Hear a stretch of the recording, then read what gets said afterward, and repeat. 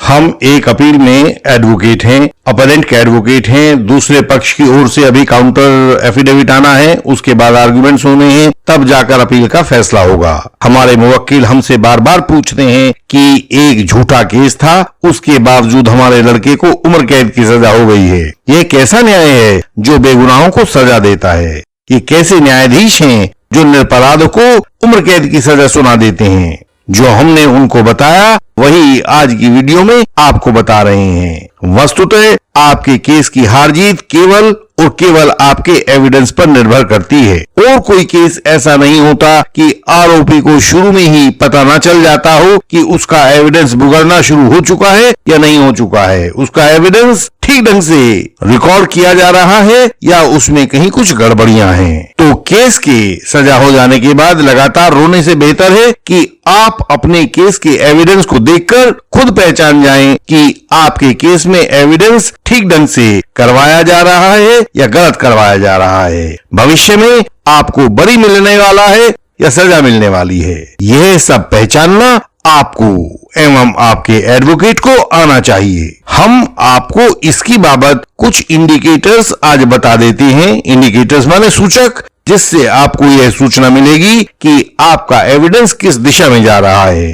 इनके द्वारा आप अपना एविडेंस पढ़ते ही पहचान जाएंगे कि ठीक से गवाही हो रही है या आपसे दुश्मनी निकाली जा रही है और आपकी फीस के बदले आपको सजा दिलवाने का प्रकरण किया जा रहा है। तो उससे पहले हम आपको कुछ ऐसी मान्यताएं बता देते हैं जो आपके मन में आमतौर से घर किए रहती हैं, जबकि सत्य कुछ दूसरा होता है। ऐसी पहली मान्यता है जो आपके मन में घर किए रहती है कि यदि कोर्ट में आज की गवाही खराब हो गई तो कोई बात नहीं, अगली डेट पर फिर से ठीक कर लेंगे। हमारे वकील साहब तो 1 मिनट में खेल बदल कर रख देते हैं, जबकि कोर्ट का सत्य कुछ और होता है। कोर्ट में हर गवाह की गवाही एक बार ही होती है। एक बिंदु पर एक ही सवाल पूछा जा सकता है। दोबारा पूछना है तो सवाल की शक्ल बदलकर पूछना होगा। तो यदि कोई गवाह की गवाही बिगड़ी तो आप दोबारा नहीं पूछ पाएंगे। किसी सवाल पर गवाह का सही उत्तर नहीं आया तो बार बार एक ही तरीके से सवाल को नहीं पूछा जा सकेगा। कोर्ट में सवाल को बदलकर पूछना पड़ेगा।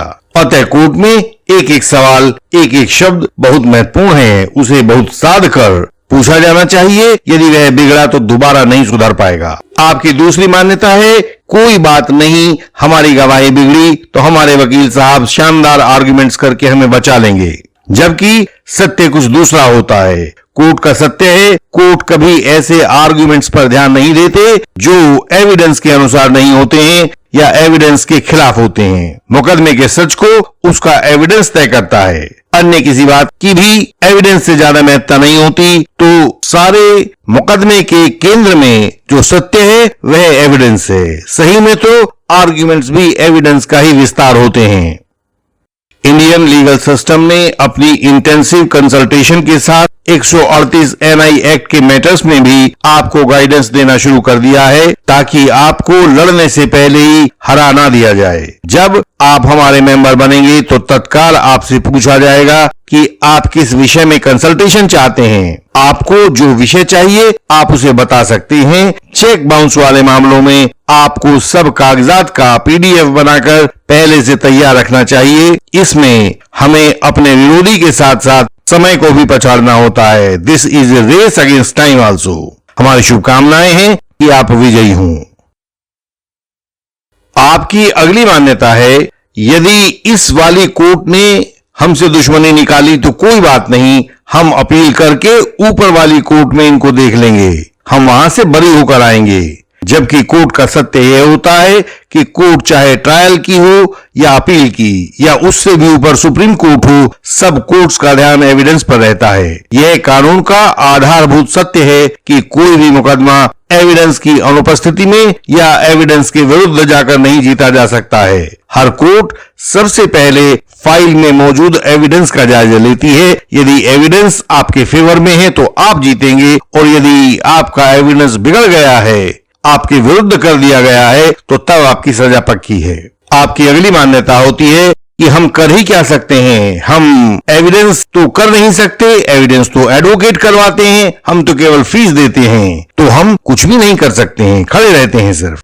जबकि सत्य यह है कि यदि आप जागरूक हैं तो आप सब कुछ कर सकते हैं। हम आपको वे पॉइंटर्स बता देते हैं जिनसे आप जान सकेंगे कि आपके केस में एविडेंस ठीक से करवाया जा रहा है या गड़बड़ी की जा रही है। यदि गड़बड़ी की जा रही है तो यह किस किस्म की गड़बड़ी है और उसको सुधारने की युक्ति क्या है। आप जो आगे बताए जाने वाले तरीके हैं इनके द्वारा जान सकते हैं कि आपका क्रॉस ठीक से हो रहा है या नहीं हो रहा है। और हम इसकी बाबत आपको ये 5 पॉइंटर्स बताते हैं। पॉइंटर्स माने संकेतक, जो संकेत करके बताएंगे कि आपका क्रॉस एग्जामिनेशन, आपका एविडेंस सही दिशा में जा रहा है या नहीं जा रहा है। पहला पॉइंटर है, क्या आपके एडवोकेट के पास लिखित प्रश्नों का क्रॉस है? क्योंकि यह नियम है कि आपके एडवोकेट को क्रॉस एग्जामिनेशन करने के लिए सवालों का लिखित सेट अपने पास रखना चाहिए। एक आध सवाल इधर उधर पूछ लें, लेकिन मूल ढांचा वह हमेशा लिखा हुआ होना चाहिए। यदि आपके एडवोकेट के पास सवालों का लिखित सेट नहीं है तो यह बात पक्की है कि वो पहली बात अवश्य ही जरूरी सवालों को पूछने से छोड़ देंगे और क्रॉस में गहराई नहीं आ पाएगी। दूसरी बात, वो विरोधी पक्ष के एडवोकेट की दया पर निर्भर करेंगे।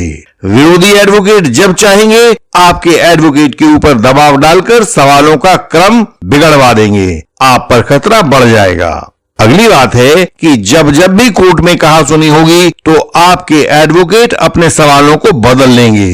यह 100% आजमाया हुआ तथ्य है। आप अपनी गवाही में इस बात को खुद तस्दीक करके देख सकते हैं। लिखित सवालों के ना होने से जो अगला पॉइंट होगा वो ये कि एडवोकेट क्रॉस कर रहे हैं तो यह छोटे मोटे केस जैसे जेब तलाशी या पैंट की डब से चाकू मिलना, उनमें तो चल जाता है। गंभीर केसेस में आरोपी के सामने गंभीर संकट पैदा हो जाएगा। और अंतिम बिंदु है कि बिना लिखित सवालों के किया जाने वाला क्रॉस आरोपी को हमेशा ही मटियामेट कर देता है।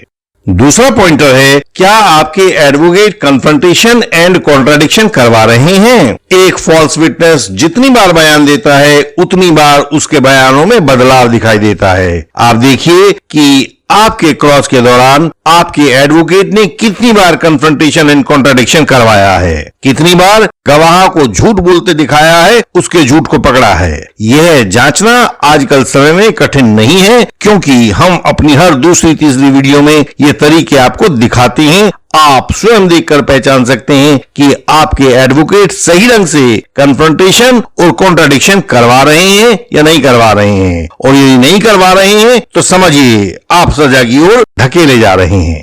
तीसरा पॉइंटर है कि क्या आपके एडवोकेट विरोधी गवाह के द्वारा जोड़े गए नए तथ्यों को पकड़कर उनको शून्य कर देते हैं या नहीं कर देते हैं। हर गवाह चाहे कोई भी हो अपनी गवाही में नए तथ्यों का वर्णन करता ही है। ये नए तथ्य नई परिस्थिति में आरोपी को सजा करवाने के लिए गढ़े जाते हैं। आरोपी ने तो यह भी किया था, आरोपी ने तो वह भी किया था, और एडवोकेट ऐसे नए तथ्यों के बारे में प्राय पूछते हैं क्रॉस एग्जामिनेशन के दौरान कि गवाह साहब, क्या यह बात आपने इन्वेस्टिगेशन के दौरान पुलिस आईओ को बता दी थी या नहीं बताई थी? और यदि यह बात नहीं बताई गई हो, जैसा कि आमतौर से होता है, तो यह नया तथ्य 0 हो जाता है। आप भी चेक करें कि आपके केस के क्रॉस एग्जामिनेशन के दौरान आपके एडवोकेट द्वारा नए तथ्यों को 0 करवाया गया है या नहीं करवाया गया है।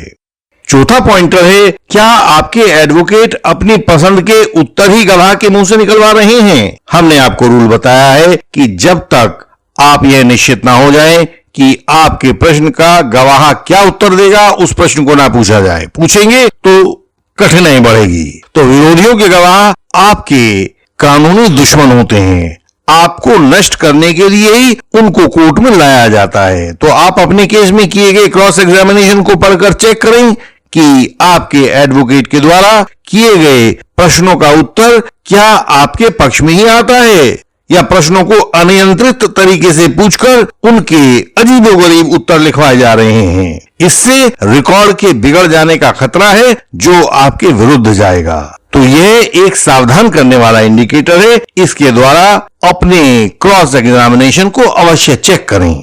पांचवा इंडिकेटर है कि क्या आपके एडवोकेट रिकॉर्ड आधारित प्रश्न पूछ रहे हैं या गवाह का ओपिनियन रिकॉर्ड पर ले रहे हैं। हमने आपको बताया था कि कभी भी अनियंत्रित ओपिनियन गवाह से नहीं लिया जाना चाहिए। रिकॉर्ड आधारित प्रश्नों में एडवोकेट प्राय यह पूछते हैं कि क्या आपने पुलिस आईओ को दिए गए बयान में यह बता दिया था कि आरोपी ने चीटिंग का फला फला कार्य किया था, उसने फला फला हथियार से चोट मारी थी। क्या आपने मजिस्ट्रेटी बयान में यह बता दिया था कि फला फला जो भी कुछ उसमें बात हो वगैरह वगैरह।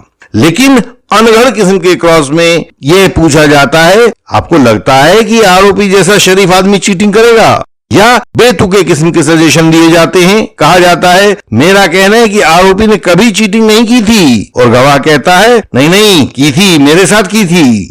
इस प्रकार से ये 5 इंडिकेटर्स ऐसे हैं जो आपके केस की दिशा को नियंत्रित करते हैं और आपके क्रॉस की एविडेंस की गुणवत्ता को बढ़ाते हैं। यदि आप इन बातों का ध्यान रखेंगे तो कभी कोई आपके एविडेंस के दौरान आपको धोखा नहीं दे पाएगा और आपका एविडेंस खराब नहीं हो पाएगा। आप सजा से बच जाएंगे और न सिर्फ बच जाएंगे बल्कि जीत का जश्न मनाते हुए अपने घर को आएंगे। इंडियन लीगल सिस्टम आपको निरंतर एक कानूनी सहारा देता रहा है। आप जब भी किसी झूठे आरोप में फंस जाते हो तो हम अपने डिस्टेंस एडवोकेसी से आपको बचने की राह दिखाते हैं। हमें गर्व है कि हम अपने हजारों साथियों की कानूनी सहायता कर पाए हैं जिनको सही रास्ता दिखाई नहीं दे रहा था। आप हमारी वेबसाइट indianlegalsystem.org पर जाकर सब जानकारी अपनी सरल भाषा में पा सकते हैं। वहीं पर आप हमारी वेबसाइट के विभिन्न लिंक्स देख सकते हैं और चाहें तो वहां दिए गए सिंबल पर सर्च करके ढूंढ भी सकते हैं। जब आपको आवश्यकता होगी तो हम आपके लिए भी बेहतरीन क्रॉस एग्जामिनेशन तैयार करके भेज सकते हैं। कोई दूसरा लीगल डॉक्यूमेंट हो तो हम वह भी उपलब्ध करवा सकते हैं। हम आपको विजयी बनाना चाहते हैं ताकि फॉल्स एलिगेशन आपको हरा ना पाए। भारत भर में हमारी सहायता पहुंच रही है, वह आप तक भी पहुंचाई जाएगी। आप हमें बताएं कि आपकी क्या आवश्यकता है। हमसे संपर्क का तरीका सामने स्क्रीन पर दिखाई दे रहा होगा, आप इसको नोट कर सकते हैं। यह हर एक वीडियो की डिस्क्रिप्शन में भी मिलेगा। सहायता पाने के लिए स्क्रीन पर दिखाई दे रहे हमारे व्हाट्सएप नंबर पर मैसेज भेजें, तत्काल आपको आगे का रास्ता बताया जाएगा। एक बार मेंबर बनने के बाद आप हमें हिंदी और इंग्लिश में अपना मटेरियल भेज सकते हैं, अन्य भाषा हो तो ट्रांसलेशन भेज सकते हैं। हम आपसे अगली वीडियोज में फिर मिलेंगे, तब तक के लिए प्रणाम।